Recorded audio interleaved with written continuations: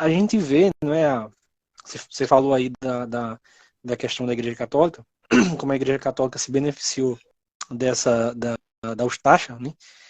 E falou do cardeal, né? Que virou cardeal, né? Pós-morte, né? Que era o Alois Spetinac, né? Que é hoje tratado como uma espécie de cardeal, né? Injustiçado, né? E aí eu pergunto, cardeais como o Spetinac, né? O franciscano Filipovich, né? Conhecido como Irmão Satã, enfim, esse pessoal são injustiçados realmente ou foram ativistas fiéis desde o início da Croácia independente? Importante esse ponto que você coloca. Eles foram ativistas, inclusive, isso para conectar com uma outra questão que eu esqueci de comentar com vocês aqui, que é muito importante. Os Ustashas não apenas cometeram massacres contra a população sérvia, contra a população bósnia, mas também cometeram massacres contra a população cigana. Poucos sabem disso, mas existiam muitos ciganos no leste europeu durante a Segunda Guerra Mundial e muitos foram massacrados. Existiam muitos ciganos, principalmente na região da Sérvia e na região da Bósnia. Por quê? Porque os ciganos eles eram muito perseguidos em países católicos. Então, muitos deles acabaram migrando para áreas, né, onde existiam populações eslavas, né? Ou populações que não eram católicas, né?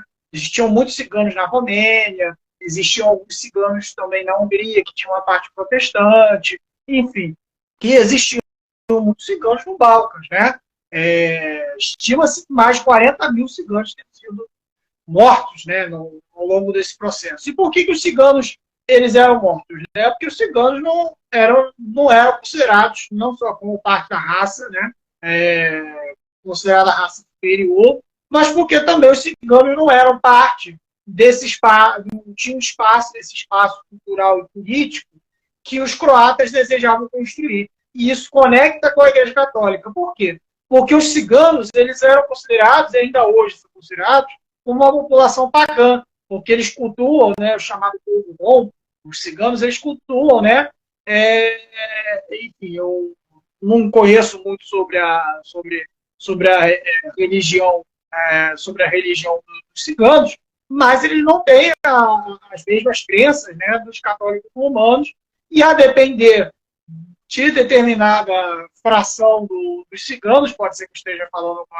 alguma coisa aqui bastante equivocada, né, mas enfim, eu acho que vale a pena ressaltar, porque os ciganos eles se dividem, né, em várias matrizes religiosas, né, matrizes religiosas e culturais.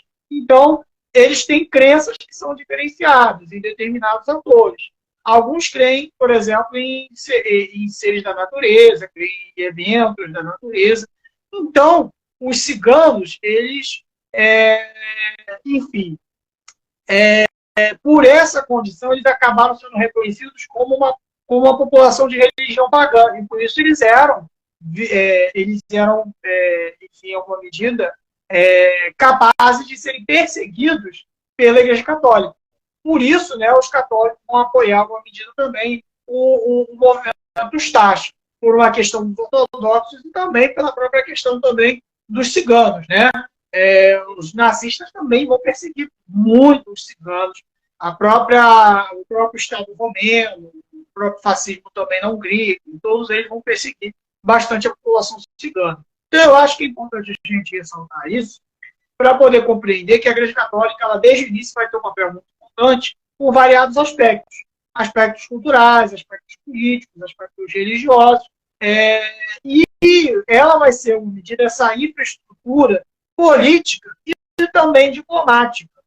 Porque o que acontece? O Ante Pavelic, ele tinha um contato direto com o Mussolini, porém, quando o Mussolini cai, quem vai ser o grande contato desse movimento Chacha com os outros países, não só com a Alemanha nazista, mas também com os países ocidentais, quem vai ser o grande contato vai ser a Igreja Católica, vai ser o Pio XII.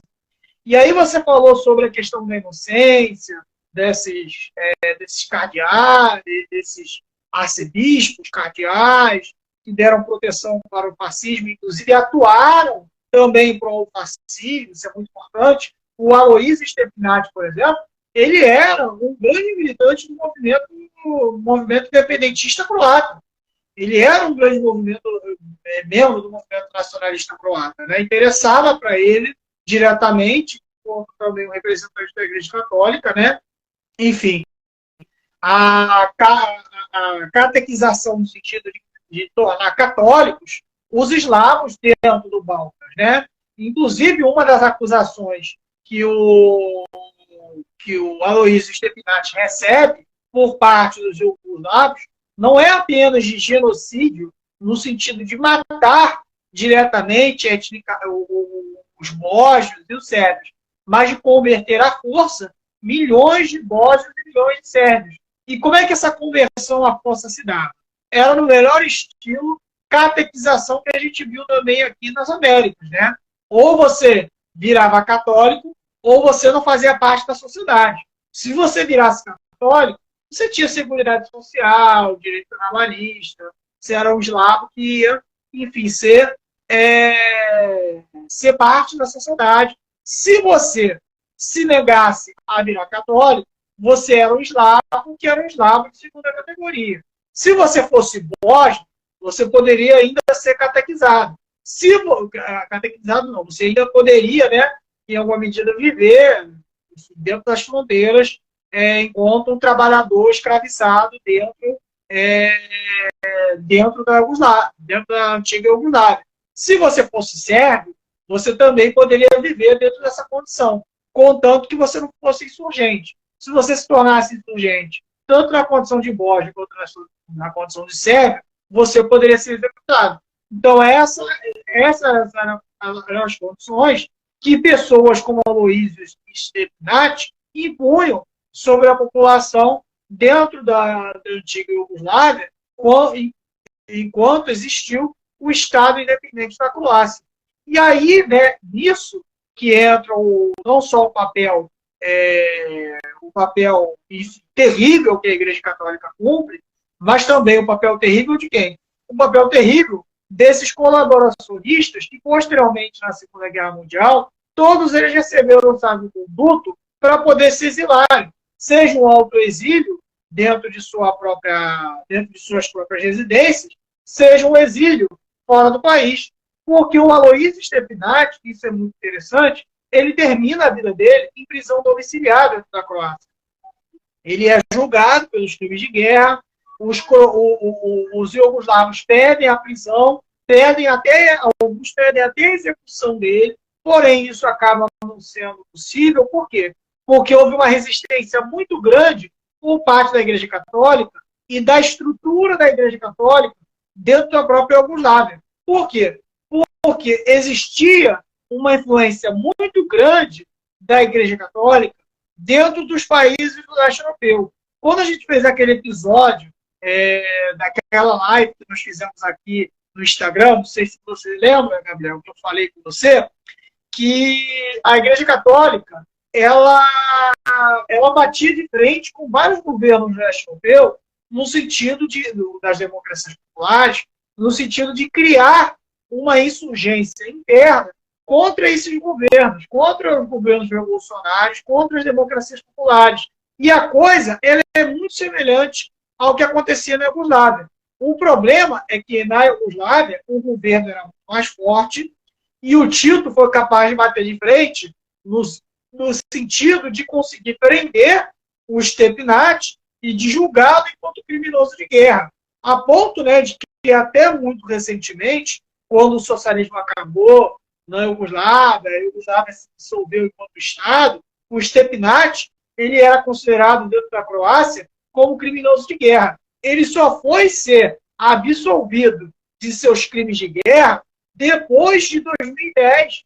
Foi só em 2015, 2016 que ele foi ser reconhecido como injustiçado. E essa questão dele ser reconhecido como injustiçado por parte da Igreja Católica, isso foi não só uma forma de limpar a barra do Stepinac, como também uma forma de limpar a própria barra da Igreja Católica. Por quê? Porque, inicialmente, o que foi que a Igreja Católica fez? A Igreja Católica ela girou o seu entendimento no sentido de colocar, olha só, o Stepinac, ele sabia da existência desses crimes, ele só não atuou enquanto colaboração desse Estado fascista que existia dentro da Croácia. Ele só não atuou como colaborador, mas ele sabia, enfim, ele tentou atuar até para poder ajudar, para poder acabar com os massacres contra os sérvios. Ele foi um cara misericordioso. Essa foi a narrativa inicial da Igreja Católica e daqueles, né, que apoiavam esse movimento nacionalista croata, menos radical, que não fosse tão próximo do Ustash. Recentemente, essa retórica mudou no sentido de que o Stepinac, ele seria um herói, não só um herói da cruzada contra o comunismo dentro dos Balcãs, mas também um herói de combate ao nacionalismo radical sérvio. Porque é importante a gente compreender também que essa imagem de massacre que a Croácia constrói nos Balcãs ao longo da Segunda Guerra Mundial, ela vai ser algo que vai pegar muito mal no sentido de criação do Estado croata. Porque a criação de um Estado croata vai ser identificado automaticamente com a criação de um Estado fascista, com a ideologia fascista. Algo muito semelhante com o que aconteceu com vários países do leste europeu, dentre os quais a Ucrânia. A ideia, basicamente, era o quê? A ideia, basicamente, era de que, caso surgisse um Estado croata novamente independente, a ideologia fascista ela poderia ser muito forte, como se provou, né, quando a Croácia se tornou independente ao longo da década de 90. E por isso, esse personagem, o cardeal Stepinac, ele foi ressuscitado agora, não apenas como uma pessoa que, em alguma medida, tentou dirimir ou tentar, em uma medida, salvar ou diminuir os massacres contra as populações eslavas dentro dos Balcãs, mas agora girou completamente o papel que, enfim, a Igreja Católica teria dado a ele no final da Segunda Guerra Mundial. E aí vem uma questão que é muito importante, e aí pode ser considerada até uma falha, né, por assim dizer, do próprio governo Tito, no sentido de ter sido incapaz de acabar com esses grupos fascistas que persistiam dentro da própria Iugoslávia. Isso foi uma falha que não foi só uma falha do Tito, mas também foi uma falha de vários grupos ali dentro do leste europeu. Porque quando acabou a Segunda Guerra Mundial, houve uma tendência na direção de um chamado consenso. A ideia, né, do consenso, né, o famoso consenso. De você tentar construir consenso com alguns colaboradores do fascismo dentro daquela região. E o Tito não foi diferente. O Tito tentou construir um consenso com alguns atores militares dentro da Iugoslávia e também com alguns atores da Igreja Católica que colaboraram com a Alemanha nazista, no sentido de tentar diminuir as diferenças, as insurreições contra o novo governo da Iugoslávia, que era, em alguma medida, um governo republicano, que já não era mais a monarquia iugoslava da década de 30 e da década de 20, e que era um governo agora muito mais representativo, porque era uma república federal. Então, para poder conseguir estabelecer esse concerto, o Tito ele teve que fazer várias articulações e várias conversas. E aí foi nesse diálogo, no sentido de estabelecer conversações e estabelecer uma conciliação, foi que ele acabou acordando com a Igreja Católica a manutenção da hegemonia, a manutenção, né, do cardeal Luiz Stepinac em prisão domiciliar dentro da Iugoslávia, contanto que o Aloysio Stepinac não tomasse parte de nenhuma atividade política. O que acontece é que o caso do Filipovic, o caso de outros, é que eles acabaram conseguindo fugir, não só para a Itália, mas acabaram fugindo também para outras partes do mundo, principalmente para a América Latina. Todos esses bispos reacionários, arcebispos, cardeais, que estavam localizados no leste europeu, eles são deslocados para a América Latina. E daí, né, que a Igreja Católica na América Latina, ela vai se tornar, em algumas áreas, principalmente na Argentina e no Brasil, uma Igreja Católica extremamente reacionária, no sentido, né, de que vai pegar a nata do que existia de pior do clero católico da Europa para poder, enfim, em alguma medida ter um salvo-conduto de sobrevivência para não ser julgado, para não serem julgados dentro dos julgamentos de Nuremberg. Então é muito importante a gente ressaltar esse papel, até porque esses padres católicos, em alguma medida, eles atuavam também enquanto verdadeiros militantes. Eles não eram apenas articuladores políticos ou, enfim, em alguma medida, ideólogos. Eles enfim, participavam na prática de alguns desses massacres também. Então, eu acho que esse é um aspecto muito importante de ser ressaltado quando a gente fala desses criminosos de guerra que estão presentes dentro da Igreja Católica e que vão receber um salvo-conduto do Papa Pio XII, que vai ser o Papa não só do Mussolini, mas que também vai ser o Papa da reação dentro da própria Igreja Católica, que vai, em alguma medida, influenciar o próprio João Paulo II, quando vai se tornar Papa lá no final dos anos 70 e início dos anos 80.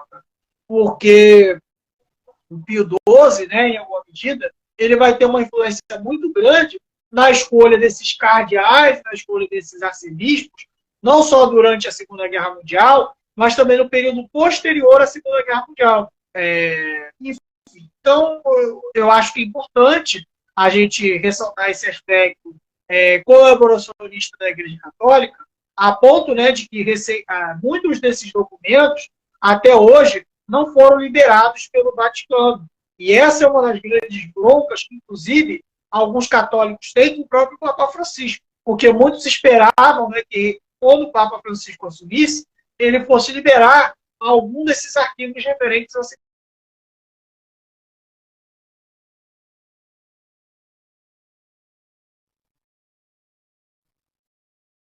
histórias políticas desses massacres, mas também com muitas histórias do ponto de vista diplomático, porque a Igreja Católica ela era também um cordão diplomático da Alemanha nazista por uma série de conversões ao longo desse período, né?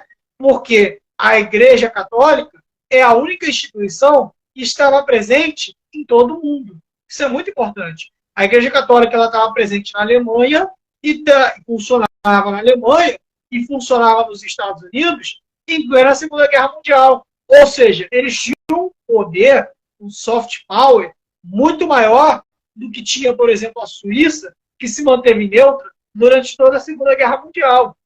Isso é muito curioso, isso é muito importante para a gente compreender o papel da Igreja Católica. Então, não é por acaso que essas figuras, como Aloysio Stepinac, Filipovic, vão receber esses salvo-condutos por parte da Igreja Católica, no sentido de conseguirem terminar as suas vidas sem serem, né, devidamente julgados e executados em alguns casos, né, por terem sido colaboracionistas de verdadeiros crimes de guerra. Perfeito. Essa questão aí do cardeal Spetinac, né, eles tentaram, né, meio que canonizar, né, iniciar processos aí de torná-lo um santo, né, e foi algo muito mal visto, né, não só pela comunidade católica, né, aliás, comunidade judaica, né, mas também pelo povo sérvio, né, pela Sérvia, que recorreu, né, inclusive, mandou, né, autoridades ortodoxas, né, autoridades do ensino, né, da história, né, autoridades educacionais, né, justamente para tentar barrar isso aí, né, porque isso era basicamente o triunfo, né, do querer se limpar, né, o fascismo, né, querer se colocar o fascismo realmente como uma coisa aceitável e enfim, e não rolou, né? Não rolou porque lá eles se levantaram, né? Se levantaram. É, inclusive, a comunidade judaica, ela vai criticar novamente essa questão da abertura dos arquivos, né? Eles tanto falaram que foram poucos arquivos que foram liberados e já depois de muito tempo, né? É importante dizer que há processos na justiça americana contra a Igreja Católica, né? De muitos desses sérvios que escaparam desses massacres, né? E muitos o Departamento de Justiça dos Estados Unidos só não tocou para frente porque o pessoal não sabe, mas as relações entre americanos e Vaticano é, foram feitas recentemente, né? Mas mais precisamente lá com o Reagan, né? Junto com João Paulo II, né? Porque a Igreja Católica vai tomar uma posição diferente, né?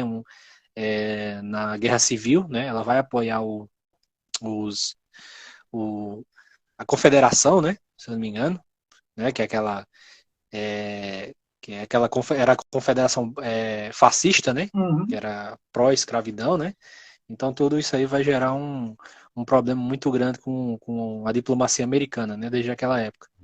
Mas é claro, né? O apoio da Igreja Católica ao fascismo na Europa, né? Você vê eles apoiaram abertamente Salazar, né, em Portugal, qualificando ele como uma espécie de Messias que tinha sido enviado, né, para governar Portugal, né? Você vê o apoio da Igreja Católica à Polônia de Piłsudski, né?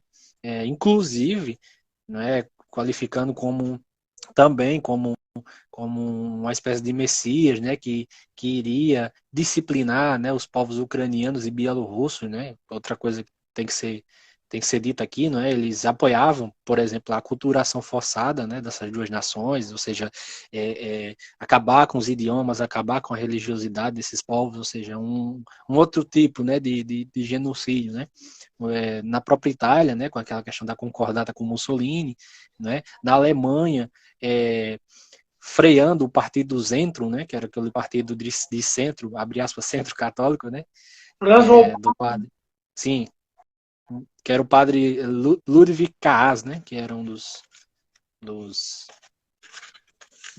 dos caras, né, que tava lá, né, na Espanha, né, eles apoiaram, né, o Franco, né, benzendo inclusive os canhões, né, para você ter ideia como é que era, né, na Eslováquia eles apoiaram, né, e não teve nenhuma excomunhão, né, ao Joseph Tiso, né, o Tiso, o padre lá, né, enfim, que perseguiu, que fez a mesma limpeza étnica que os nazistas fizeram, né, e, inclusive ele ajuda Hitler a invadir a Polônia, né, inclusive o Vaticano trai, né, a Polônia nesse sentido, porque eles sabiam que a Polônia ia ser invadida, né, mas o Pio XII achava, né, o Papa, inclusive, achava que era melhor, né, uma Polônia invadida do que uma União Soviética triunfante, né, uma União Soviética com poder, né, como de fato se tornou, né, depois da Segunda Guerra, né, estabeleceu, né, a chamada cortina de ferro e quem mandava era a União Soviética, né.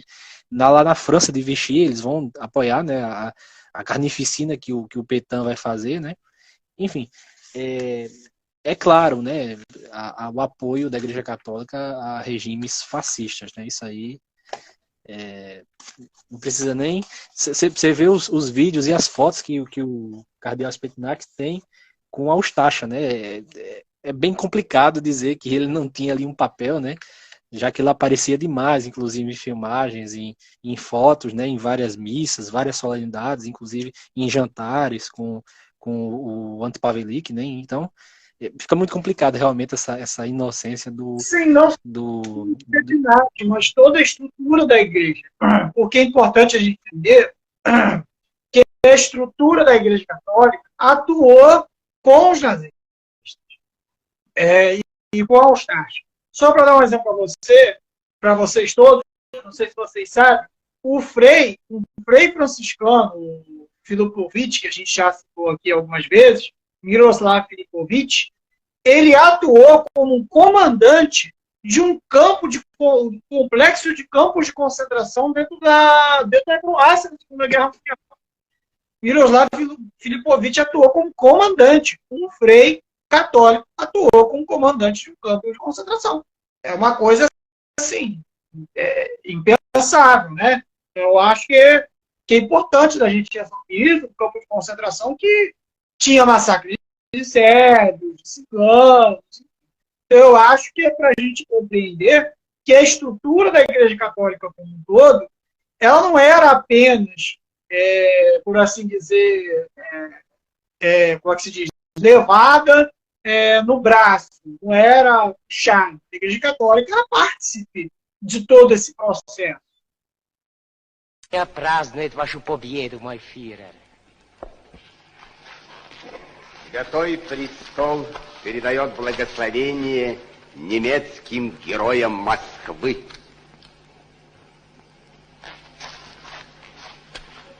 Святой Престол давно уже связал свою судьбу с вашей, дорогой фюрер.